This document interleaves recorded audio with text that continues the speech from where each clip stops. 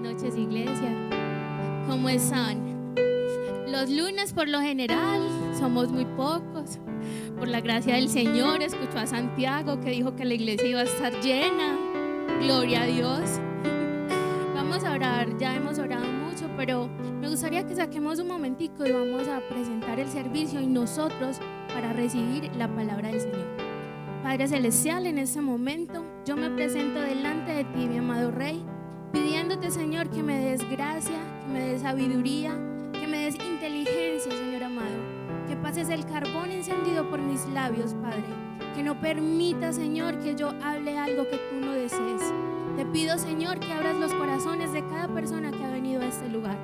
Te pido, mi amado Jesús, que seas tú obrando en nuestros corazones, que mientras la palabra es predicada, Señor amado, nosotros seamos bendecidos, seamos cambiados, transformados y llenos de tu Espíritu Santo, en el nombre poderoso de Jesús. Amén y amén. ¡Qué susto! Ustedes se ven gigantescos, ay no. Bueno, como ya mi papá les dijo, hemos estado estudiando el libro de Jonás. No quiero pues como hablar de lo que ya los demás han hablado, pero sí me gustaría compartir 4 pensamientos que a mí en lo personal me han bendecido muchísimo. Del capítulo 1 lo primero que aprendimos fue que una persona que conoce la voluntad del Señor y no la hace, se vuelve peligrosa para nosotros. Entonces es algo que me ha marcado muchísimo, que he tenido presente tanto con las personas que uno se va a relacionar y también nosotros qué estamos haciendo para las demás personas. Porque si nosotros sabemos cuál es la voluntad del Señor para nuestras vidas y no la estamos haciendo, estamos trayendo maldición a las personas que están a nuestro alrededor o a nuestras familias. El segundo pensamiento es: Dios no te va a dar, esperen que no sé qué decir.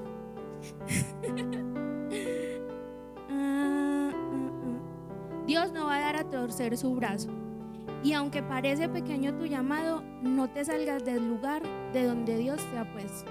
Ese fue un pensamiento que realmente me bendijo muchísimo. No podemos menospreciar nuestro lugar de asignación. No podemos menospreciar, digamos, que en el servicio nos pongan siempre a servir en el baño. Nosotros debemos ser agradecidos y honrar ese lugar de privilegio que el Señor nos ha dado. Y en ese lugar el Señor nos va a bendecir. En el capítulo 2, con Santi aprendimos que no debemos abusar de la gracia de Dios. No somos Jonás.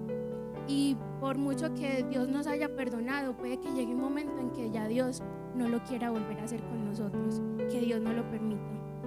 Y aprendimos que cuando pecamos debemos ir ante Dios, no debemos autocondenarnos. Hay que ir delante del Señor, orar y arrepentirnos sinceramente. Bueno, y ahora vamos a leer el capítulo 3. Me gustaría que primero lo leyéramos completo y después pasáramos a analizar los punticos que trae. Dice así: Vino palabra de Jehová por segunda vez a Jonás diciendo: Levántate y ve a Nínive, aquella gran ciudad, y proclama en ella el mensaje que yo diré. Y se levantó Jonás y fue a Nínive conforme a la palabra de Jehová. Y era Nínive ciudad grande en extremo, de 3 días de camino. Y comenzó Jonás a entrar por la ciudad camino de un día, y predicaba diciendo: De aquí a 40 días Nínive será destruida. Y los hombres de Nínive creyeron a Dios, y proclamaron ayuno, y se vistieron de cilicio desde el mayor hasta el menor de ellos. Y llegó la noticia hasta el rey de Nínive, y se levantó de su silla, se despojó de su vestido, y se cubrió de cilicio, y se sentó sobre la ceniza, e hizo proclamar y anunciar en Nínive por mandato del rey y de sus grandes, diciendo: Hombres, animales, bueyes y ovejas, no gusten cosa alguna, no se les dé alimento ni beban agua, sino cúbranse de cilicio, hombres y animales, clamen a Dios profundamente y conviértanse cada uno de ellos de su mal camino y de la rapiña que hay en sus manos. ¿Quién sabe si se volverá y se arrepentirá Dios y se apartará del ardor de su ira y no pereceremos? Y vio Dios lo que hicieron y que se convirtieron de su mal camino y se arrepintieron del mal que había dicho que les haría y no les hizo. Entonces, del versículo 1 al 3, lo primero que nosotros encontramos es un Dios de amor. No nos encontramos con un Dios enojado con Jonás. Ya sabemos que Jonás tuvo su proceso, desobedeció, pero cuando Jonás llega, no vemos un reclamo de Dios. Vemos que otra vez Dios desea hablarle a Jonás una vez más. Y otra vez le dice: Jonás, ve a Nínive.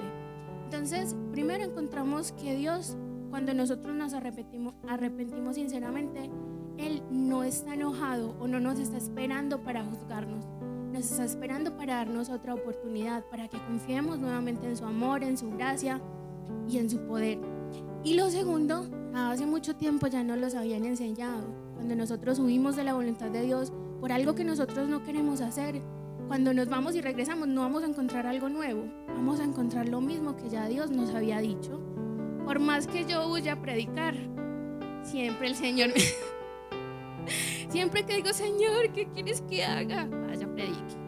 Entonces es incoherente que nosotros dejemos de hacer algo que Dios nos mandó a hacer, pensando que si nos vamos por un tiempo, si nos escondemos de su gracia, si nos escondemos de su voluntad, de su presencia, Él de pronto se va a olvidar qué fue lo que nos mandó a hacer. Y no es así. Cada vez que nosotros nos arrepentimos y llegamos donde el Señor otra vez nos viene y nos dice: vaya, predique, vaya, interceda, venga, adore, venga, sírvame, o lo que Él nos haya mandado a hacer, ¿cierto? Amén. En el versículo 4 encontramos el mensaje. Este mensaje de Jonás, yo creo que es la parte que más me impactó de todo ese capítulo. La predicación de Jonás estaba compuesta por 8 palabras. De aquí a 40 días Nínive será destruida. Ya, no dijo nada más. O sea, si nosotros vemos como el recorrido de todos los profetas, aún de Jesús, ¿cierto? Jonás fue el predicador más efectivo que hubo.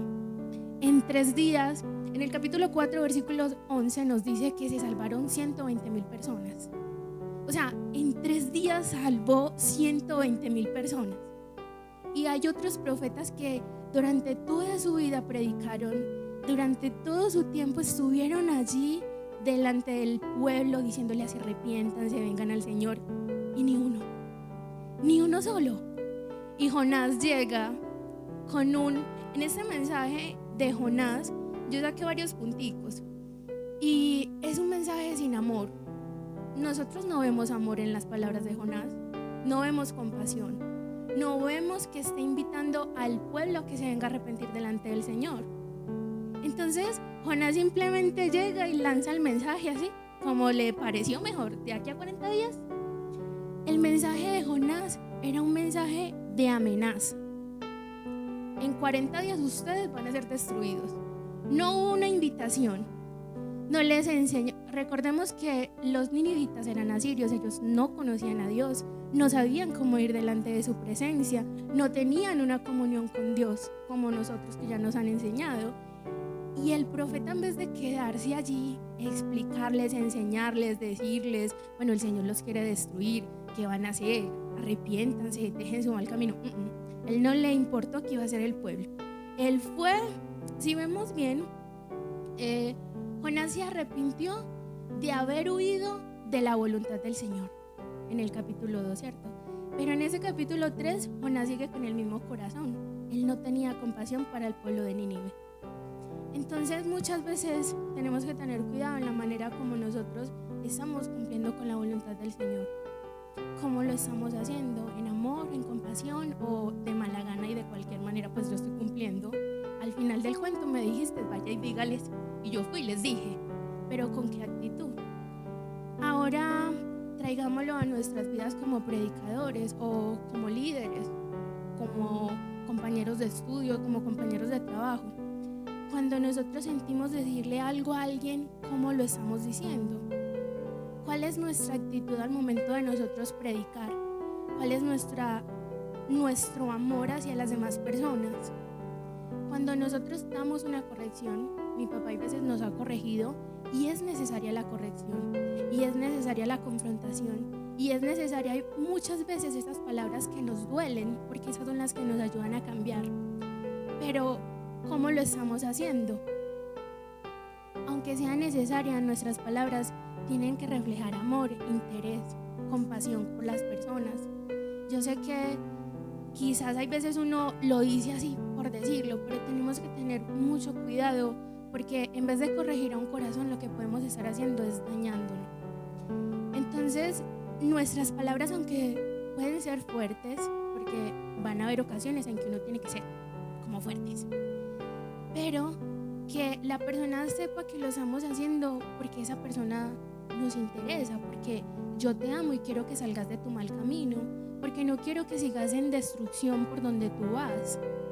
Entonces, en esta parte de en cuanto a Jonás y su mensaje, vemos que allí fue la gracia de Dios y porque Dios quería salvar ese pueblo, porque a cuenta de Jonás ni uno solo se hubiese salvado. Entonces, por aquí anoté, lo importante no es el mensajero, es el mensaje. Cuando el mensaje viene de Dios y es lo que Dios dijo que se dijera, hay un arrepentimiento en los corazones, hay un cambio de actitud y se toman decisiones diferentes a partir de allí. Dios emplea a hombres imperfectos como canales de su verdad. Ahora nosotros tampoco nos podemos limitar porque no hay una gracia para decir las cosas con amor, hay que pedirla. Hay que pedirla. Hay veces uno habla muy golpeado, muy fuerte, muy gritado y siempre se escucha regañado. Entonces, ¿qué hay que hacer? Orarle al Señor. Señor, dame una gracia especial para que cuando yo le hable a esa persona esto tan delicado que tengo que decir, esta persona lo reciba, esa persona realmente pueda abrir su corazón y pueda arrepentirse y deje su mal proceder. Porque hay veces pasa con nuestros hijos, nosotros los regañamos, los gritamos, venga a la tarea y tal cosa, y no funciona, ni con amenaza, ni con nada. Entonces es más allá de las palabras, es la intención con la que lo decimos y obviamente cuando el Señor nos envía a que lo digamos. Amén. Bueno, en el versículo 5 al 8 encontramos la respuesta de los ninivitas. Me gusta mucho el versículo 5. Dice: y los hombres de Nínive creyeron a Dios, proclamaron ayuno, se vistieron de cilicio desde el mayor hasta el menor. O sea, esta gente, yo la miraba y en serio que me da tristeza muchas veces uno ver la iglesia, voy a decir en general, que uno les dice, habla, los aconseja. Mi papá nos da 3 mensajes a la semana, escuchamos predicaciones y constantemente el Señor nos está hablando: deja tu mal camino, deja tu mal proceder, cambia tu carácter, haz esto para mí, haz lo otro, y con amor, no como no nos manda un Jonás, gracias a Dios. y aún así nosotros nos hacemos de la vista gorda. Venimos a un culto donde la presencia del Señor desciende, donde el Señor quiere sanar nuestros corazones de las heridas que nos causaron, donde quiere que dejemos la amargura, la tristeza, el engaño, pero nosotros estamos tan llenos de excusas, estamos tan llenos de nuestro razonamiento que no permitimos que el Espíritu Santo penetre en nosotros. En serio que es tan triste que nosotros conozcamos a Jesús, porque ellos solamente lo único que habían escuchado de un Dios que salvaba a su pueblo, pero nosotros tenemos una Biblia entera, tenemos a Jesús que vino, murió por nosotros, conocemos de su amor, de su gracia, que no importa los pecados que nosotros cometamos, porque es que nosotros no somos mejores que los ninivitas, pero sí tenemos muchos más privilegios que ellos.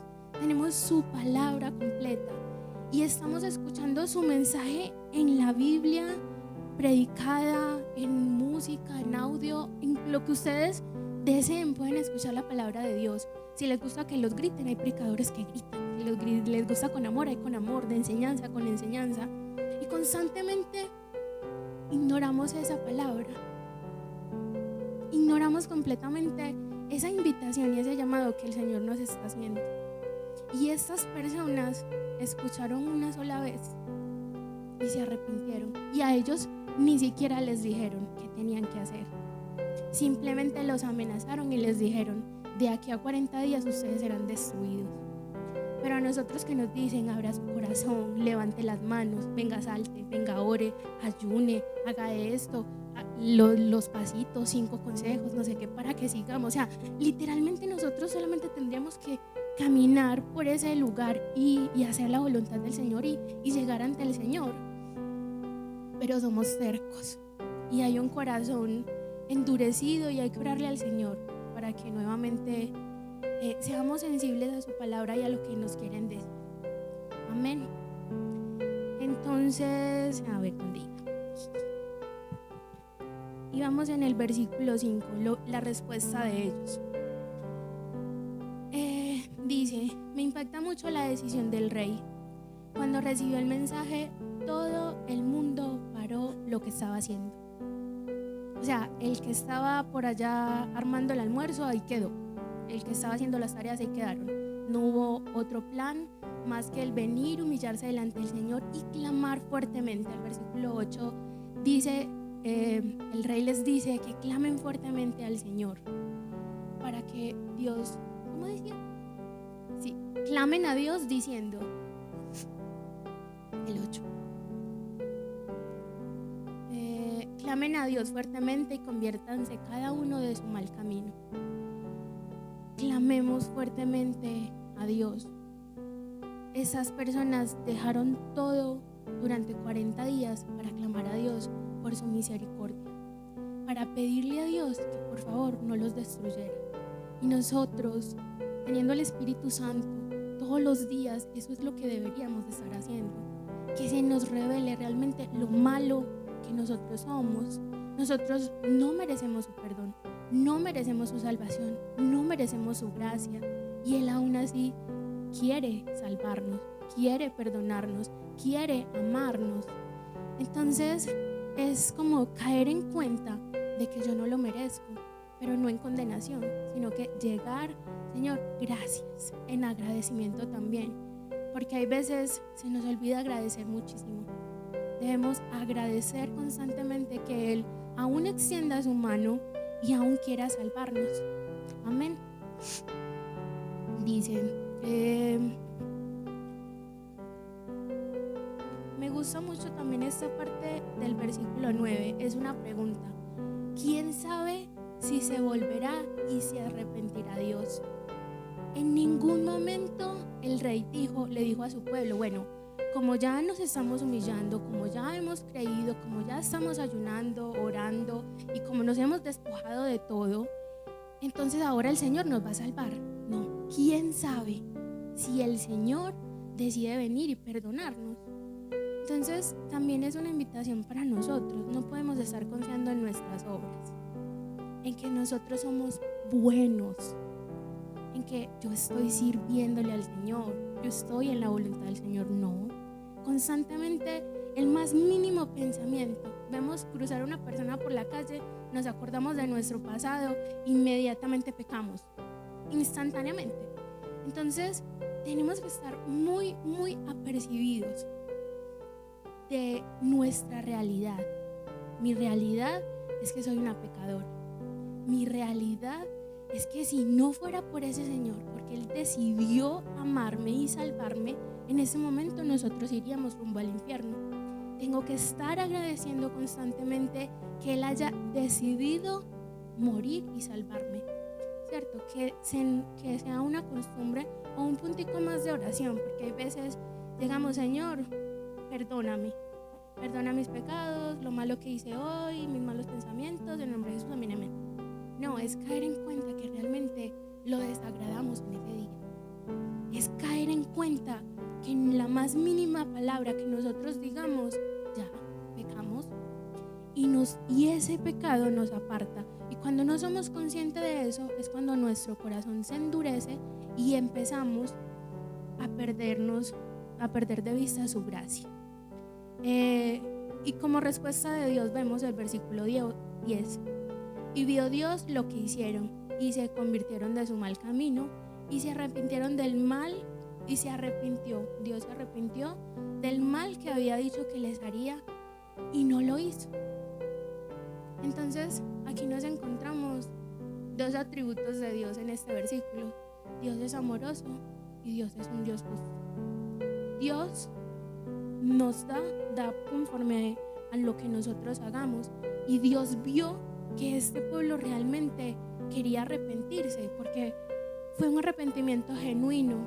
No simplemente dijeron, ay sí, bueno, ayunemos mientras tanto, mientras pasan estos 40 días a ver y después que hacemos. No, fue real porque hubo un fruto real, porque realmente se humillaron, se despojaron de todo y se arrepintieron delante del Señor. Entonces Dios, en su justicia, decide no matarlos. Y encontramos también el amor cuando Dios le habla. Él ama completamente a toda la humanidad y extendió su amor hacia los ninivitas. Entonces, como conclusión, tengo 4 pensamientos. Cuando Dios nos advierte, no es para castigarnos, lo hace para que escuchemos, nos arrepintamos de nuestro mal camino y regresemos a su presencia. El segundo pensamiento: debemos proclamar el mensaje de Dios con amor y pasión. Del fruto, Dios se encargará. Tercer pensamiento: presentarnos diariamente en arrepentimiento y humillación ante Dios. Y ya eran 3. Y amén, ya terminé. Uno no sabe cómo terminar.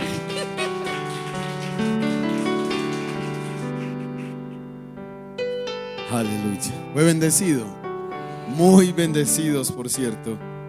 Me sorprenden estos predicadores que pronto estarán los domingos ministrando. Quiero complementar algo a lo que Isa está diciendo. Solamente no quiero predicar más, solamente complementar una cosa. Nínive fue destruida. Muchos años después fue destruida. Después de que esa generación ya no estaba, Nínive fue destruida, pastor. Entonces todo lo que pasó, que no es un mensaje de mucha esperanza. El apóstol Pedro, hablando de la venida del Señor, dice que el Señor no retrasa su promesa, según algunos la tienen por tardanza, sino que es paciente, esperando que todos los hombres vengan al arrepentimiento. ¿Qué nos enseña Nínive? Que donde hay un corazón arrepentido, Dios está obrando. Y hay algo muy particular sobre la soberanía de la salvación de Dios.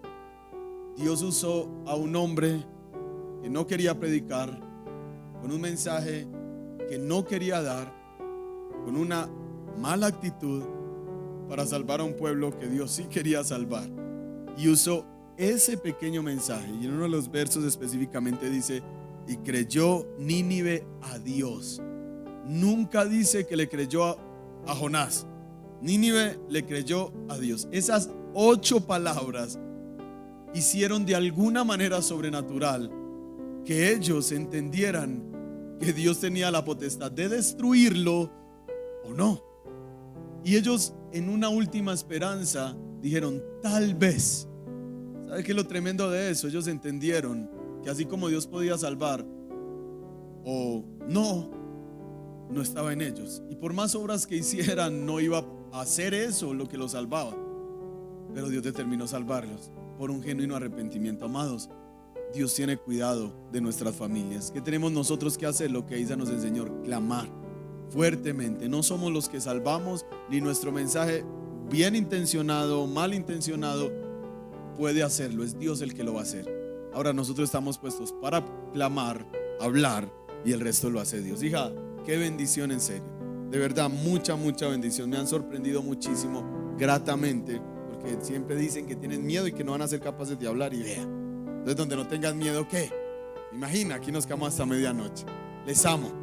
Antes de terminar, quiero invitar a toda persona que desee hacer parte del cuerpo de evangelismo de esta iglesia, a que ahora, al finalizar, se acerquen a Paula. Paula, ponte sobre sus pies un minutico para que te vean. Pastor, ¿qué es evangelismo?